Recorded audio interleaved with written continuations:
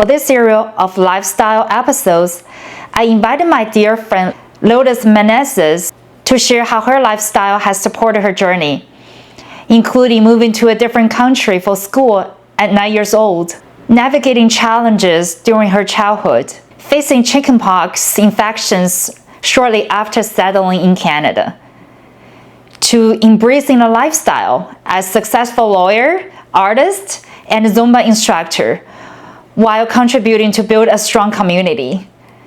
I hope it helps you to discover a lifestyle that suits you and brings more joy and beauty to your life. Nice. Oh, nice tour at the end. So like when I do this, I always think like shake like that. But I'm gonna go and have a look around with the kids. Yeah. So when we start pumping, it was still dark, but now it start getting brighter, and here we are still pumping. Maybe I will just keep in this position. Yeah, exactly. You're gonna paddle in a circle. Yeah, you can paddle back. It's not the best position to show on camera. That's okay.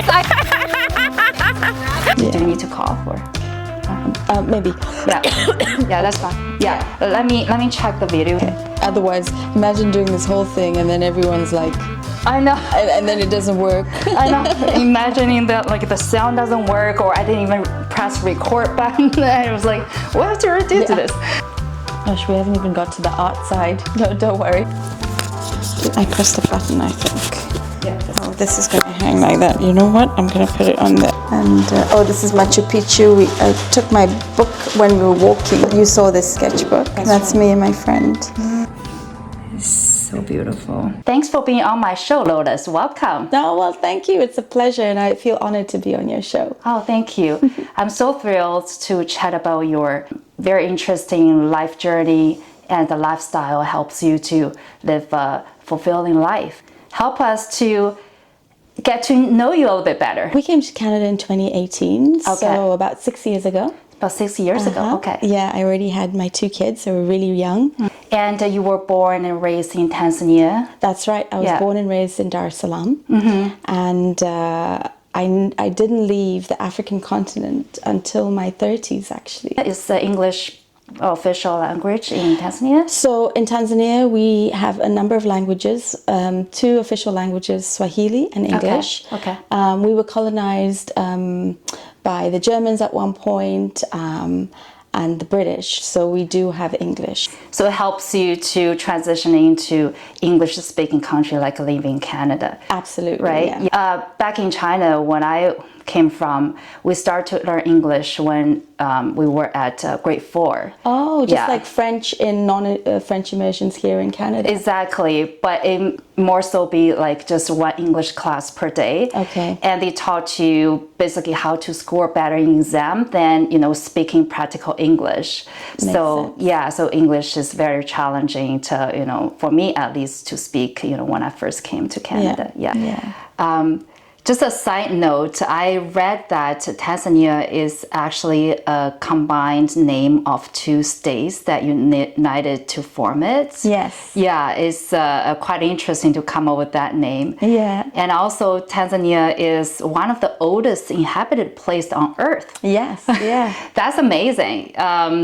Apparently there are a lot of history and archaeological sites. Yeah. Yeah. And we have the Olduvai Gorge and, the Rift Valley that runs, through East Africa. Yeah. But I think Jane Goodall is someone who I'd been to many of her talks. She's an English woman, but she kind of dedicated her life to, she studied, I think she studied chimpanzees, but she also was part of like the movement of, discovering the archaeological history of Tanzania as well. That's amazing. And but Tanzania has so much to offer. We have the beaches, we have the animals, we have the tallest mountain in Africa, Right. And the people are just wonderful and peaceful. We cohabitate in we have 40% Muslim, 40% Christian, and we celebrate all the religions, and people intermarry. Like I have lots of friends who have Christian parents and Muslim parents, and they live together, you know. And Oh, that's beautiful. Same from China, where I came from. A lot of history, like a long-standing history in the country. And I remember my grandpa always said to me, it's like, oh, I seen it all. Like everything happened, I seen it all. It sounds like he's just there from day one when human ever existed, right? And he was still complaining about the invention of wheels, you know, like all the old stuff that, you know, I have no contacts with. But, you know, that's very interesting when you talk to people who live their whole life in a very old, rich history country. The conversation can be very different from the conversation we have in Canada. Yeah, I mean, I think I mentioned it before. My son loves China and everything that it brings. He's obsessed with the terracotta army. He's upset that me and my husband went there before him, like, even though he wasn't born at the time. And it is a history, rich. I remember reading some books of a navigator, Gavin Menzies, and he talked about the invention of the wheel, botanists, in 3 different like series of books, and I think it was I forget the names of it, but in the States, also in Peru and in Italy, how I forget which dynasty it is, but there was a dynasty where there were boats, and there was a culture of, you know, traveling and going out and finding information and coming back to China. That's right. And I think I remember reading something about Leonardo da Vinci's group of, you know, he had a cohort of learners, and they came across some books that they got from, you know, some Chinese travelers that had the drawings and invention of the wheels. And so, you know how Leonardo da Vinci has all these like inventions? There is a theory that he got those from China. Yeah. So it just proved that nobody's success is just on one person, right? Exactly. It is the collective efforts of human involvement, you know, history, and just how we develop as a whole, right? I love that. What was the life look like in Tanzania? In Tanzania, so life is extremely different to Canada. Right. I lived in an area called Kariakor, which at the time was like a port. In fact, Kariakor is just kind of like a version of English. Kariakor Company was at, you know, near the port, and everyone ended up calling it Kariakor. Right. And it was very busy and bustly and dusty. Industrial, but lots of shops and just lots of people on the street. So you must be surrounded by a very strong community, because people are out there and, you know, socializing and making connections and helping each other in the community. Yeah, that too. But also there was a lot of, you know, everyone was kind of elbowing each other out of the way, working together, but then, you know, we living together, the good and the bad. Yeah. So what inspired you to move to a different country? Well, actually, I started going to school in a different country at the age of 9. And it's interesting because my son just turned 9 a couple of days ago, and I'm looking at him thinking, oh my gosh, I remember being 9, because it was a very formative time in my life. So what happened was the schooling system in Tanzania, yes, we spoke English in the schools, but it wasn't that great. The same probably to China, right? Very similar, yeah. But if you wanted, and if parents wanted their kids to kind of have a better English education, they would either have to send them to an international school, which was really, really expensive. Right. Or what people were doing at the time, and my mom kind of subscribed to, was sending your kids to boarding school to Kenya. Because Kenya, the English was better in Kenya. Okay. The colonization from the English had stayed longer than it did in Tanzania, so that kind of filtered through to schooling and everything. So at the age of 9, I went to boarding school for 3 months, not seeing my parents. That was tough. Yeah.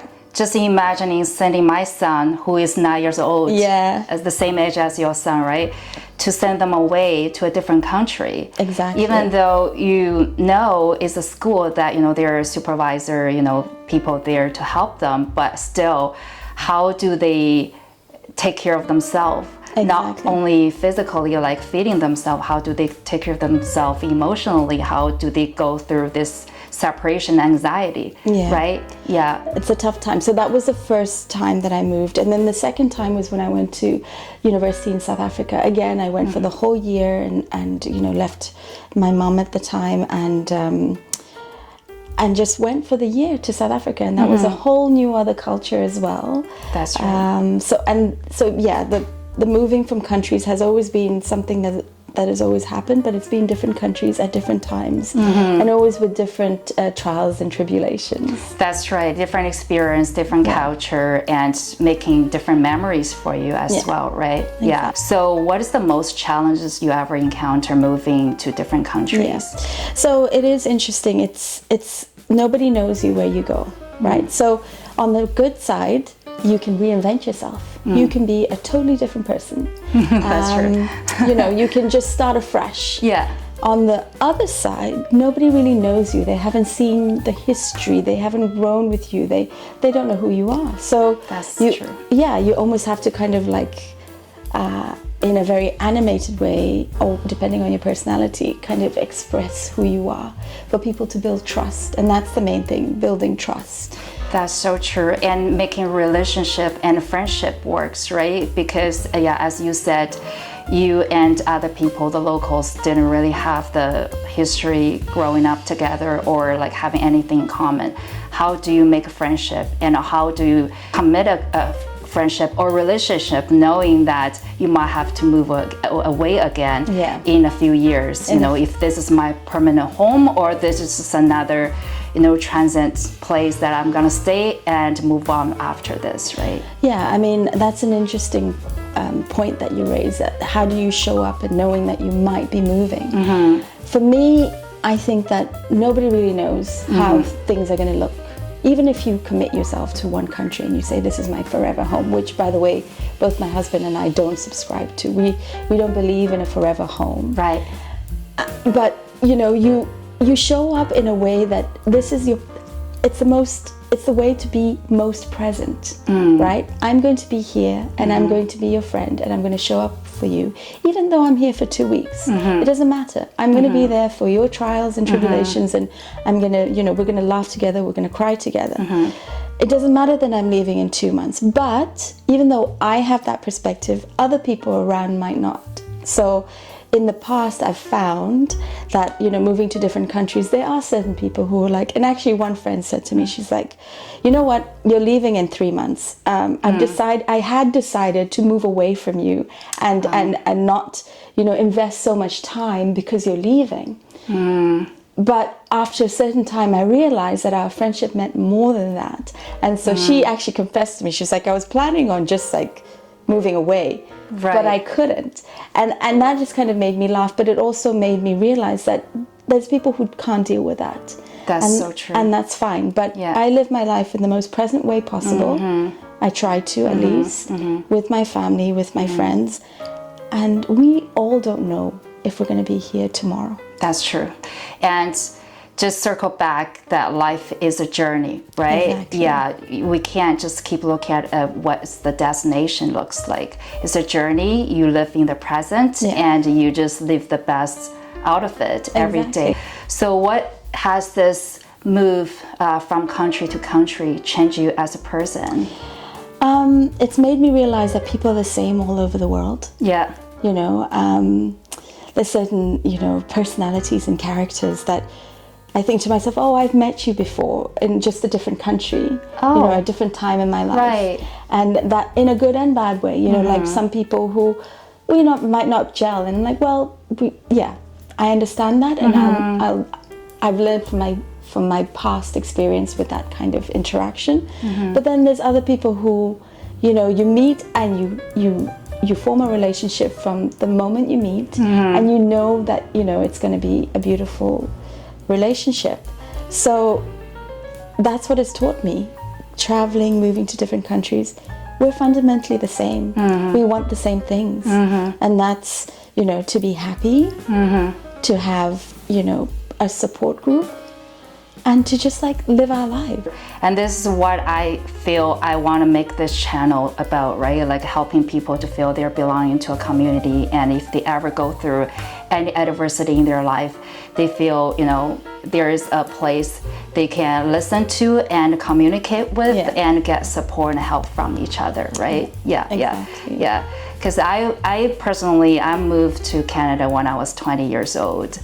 It was a very interesting age, right? Because you kind of feel that you're smart enough to just go out there and conquer the world. You have that ambitious at that age, yet for me, I'm tripling all over the place because apparently I wasn't smart enough to, you know, take on so many tasks and responsibilities.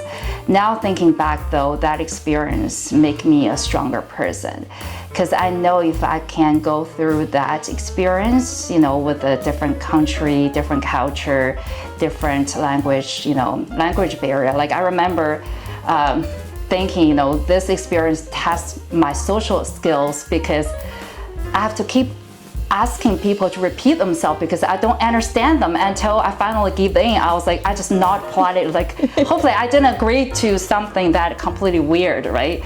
But you know, you learn all these skills, surviving skills, social skills to get through it. And now I know I was doing all right, and it gave me tremendous confidence in the future that I know I'm going to be okay. Yeah, I mean, that's incredible. Going to a country, I mean, I'm trying to explain, trying to change that around the other way. Me going to China at age 20, not knowing, you know, Cantonese, Mandarin, or any of the other languages, and trying to navigate, I don't think I would have come out as well as you did, right? No, you're gonna be fine. You have so many experience of, you know, adapting to new environments, but and adapting the cold winter is the hardest for me. I'm sure for a lot of people, right? To, you know, go through winter here is a little bit challenging. It was for us too, because all the countries we moved to, there were, I mean, no country or no town by the equator, that's where I grew up, is going to be, you know, like that was the hottest time. I went to Kenya, it was a bit cooler. I went to South Africa, there was times, you know, where it was cooler. The Dominican, it was the same weather all year round. But Canada, with the 4 seasons, which I really love, you know, having to change things out every year in the year keeps things fresh. But the winter, I have to admit, it did kind of like, the first couple of winters were really cold. But my kids embraced it, so I had to embrace it. And that's kind of just a different dynamic, right? Did you try to learn skating and skiing with them to adapt the culture? I did try skating, not there. And skiing, I've decided it's just not for me. It's not worth the injuries at this age. No, there are so many other things you can do while they're just going up the hill and skiing. You can't just stay down the hill and drink a cup of hot chocolate. And do a sketch of the people doing that. That's what I would do. That's perfect, right? You keep yourself busy as well. Exactly. Since you moved to Canada, what kept you busy? Okay, so I moved here with my daughter being 8 months and my son being almost 2. Okay. Well, 2. And that was busy. But unfortunately, we all got chickenpox. The first, I think the first month we were here. And we were in a condo downtown. Now, this is pre-COVID. And suddenly, and I still have some marks, I remember going to walk-in clinic, and I showed my passport, and they were like, "It's an African passport, you know, Tanzania," and they kept me in the room for half an hour. And I was like, you know, I had a rash everywhere, and I was feverish. I was still breastfeeding my daughter, and then they said to me, "You know what? You have to go to the clinic," and I had to walk because my husband was at home with the kids, and so I had to walk, I don't know, like half an hour to go to another clinic. That was going to take 2 weeks to come up with the results, so we didn't know what it was. And I was like, well, in 2 weeks I'm either going to be well or dead, like I don't need those results, you know. and it was really scary because I didn't know what was happening, and we had to isolate. And suddenly my daughter got it, my son didn't get it as bad because he was vaccinated, my husband got it, and we all got sick. So the first introduction into Canada was, you know, I had lived in Tanzania where we have serious infectious diseases like malaria, which we live with.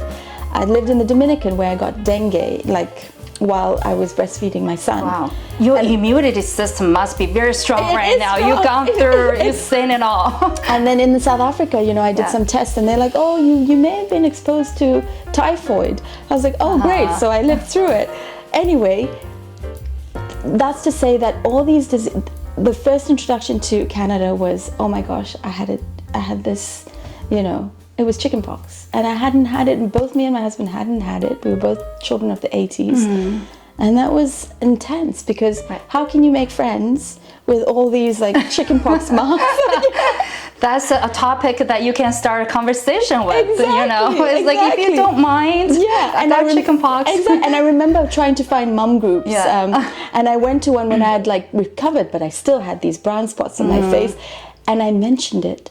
I was like, oh yeah, I had chickenpox. And you should have seen the room. It was like everyone backed away. Quiet. And rightly so, right? Like, so that was my first introduction to Canada. Then we moved from Toronto, downtown. We wanted to move like to North York and places like that because that's the idea or image I had of Toronto, speaking to people who had moved here. Right. But we couldn't find something that was affordable. So I think I remember a realtor saying, move to Mississauga. I was like, Mississauga? I have no idea where this is. And I remember just being upset. I said to my husband, you get on that train, go, I don't know, look at that house and make the decision because I'm tired. Because I was going from one house to the other with my son who was potty training, my daughter, and like just moving and working with a realtor, and that was intense. But he found a place we rented for a few years, and I'm so happy to be in this area. Like we're near the lake, we're so close to downtown. Yeah. Like I couldn't have been happier. Like, but I didn't know then that I would be happy. Right. You know, in this area. And at that time, you were just busy trying to settle down. Yeah. Raise two kids at the same time in a different country. You know, just trying to figure life out in general, right? Exactly. Yeah. Exactly. Yeah.